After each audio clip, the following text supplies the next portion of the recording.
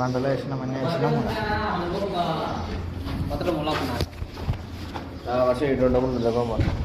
బండలన్నీ తీసినాం ఇంట్లో పెట్టే పర్వాదులు అయిపోయాలా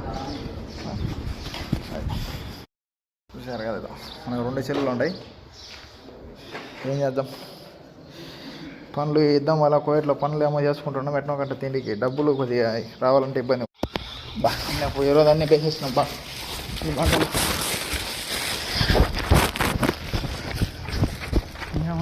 ఏముండాలి